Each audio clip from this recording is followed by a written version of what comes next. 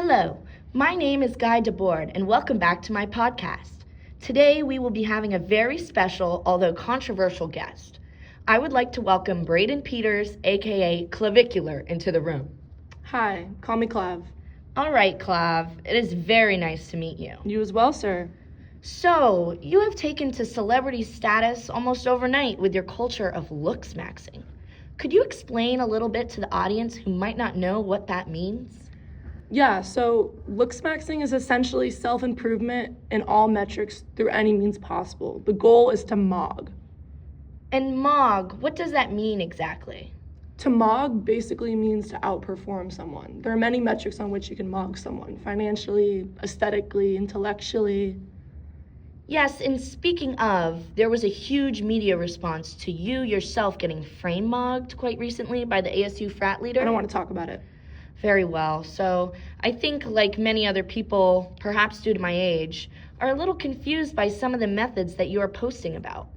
Can you clue me in on some of the things that you are doing? I mean, I don't really think sitting here and giving you a laundry list of all the pharmaceuticals I'm on would be necessarily helpful. There are side effects to everything, and I want to disclaim that before I just throw that out. Sure, I understand. How about bone smashing? Do you participate in that? I mean, not as much anymore, but yes, I have. And what is that? Bone smashing is a method to ascension based on something called Wolff's Law, which is that creating microfractures and the bones will make them grow back stronger. So I did this in my face to kind of hollow out my cheekbones and create a more aesthetic ratio.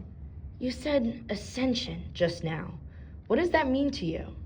Ascension is the process of becoming better in all metrics. If you watch my videos from even a year ago, you can see that I've completely ascended.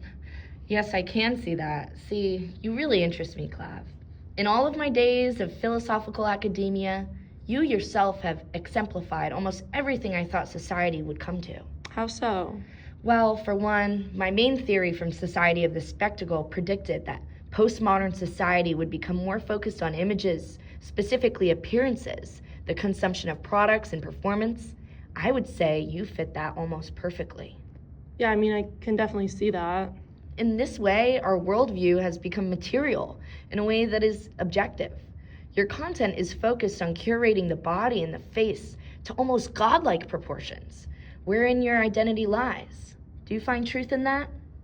I mean, yeah, everybody knows about the halo effect, though, that you will get more in life by being attractive. It's objective, it's true, it's literally measured. I'm simply using that to my advantage.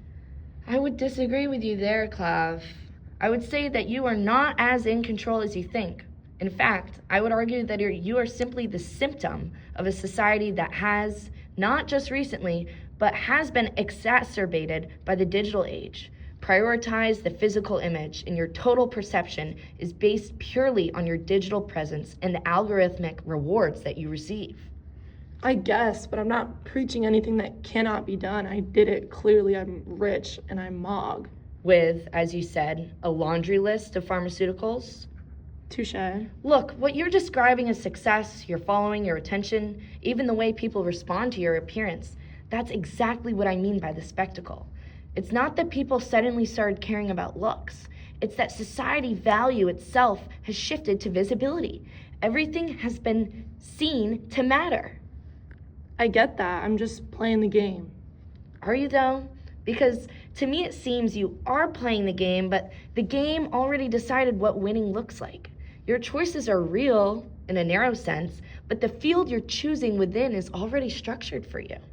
Sure, but if that's what the people like, it's what they like. They're giving me views because they want to. Like, how is that my fault? I wouldn't say it's your fault at all, Clav. I would argue that the deeper issue is that their desires are not formed in a vacuum. What appears as preference is already conditioned by a world saturated with images, telling them what is valuable, attractive, or worth attention. I'm not speaking of fault, I'm describing a system. The spectacle does not need you to force anyone. It only needs to structure what people come to see as desirable, normal, inevitable.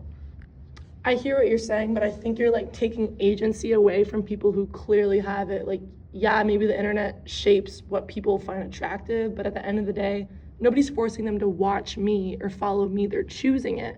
I'm just giving them something that they already want. I'm not going to sit here and pretend the system's fair and neutral. I'm just saying I figured out how it works and used it. If the world runs on attention and appearance, like you just said, why wouldn't I optimize for that? It's adaptation. You keep mentioning choice, like the option of selection within a black and white system equals freedom. I'm not denying that you made the conscious choice.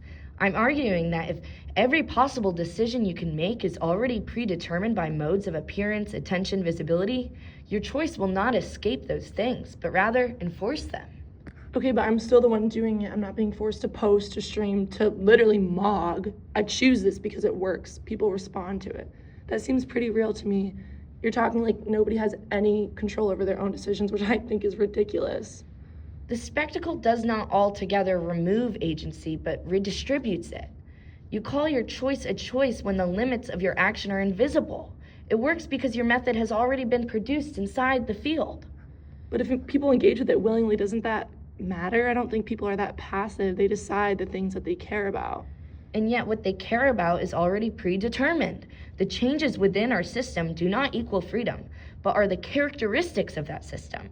The spectacle is sustained through the constant cycling of new desires. So what then? You're saying there's no way to participate without being trapped? That seems... I'm saying participation is not outside of it. The question is not whether you can act, but whether action produces something other than the reproduction of the spectacle itself. Yeah, hey, nice interview, man. I entertained that conversation for like a second, but I didn't know you were trying to politics max. Hey, let me know if you need the method in the future. Could probably work on that facial ratio. Thanks. Okay.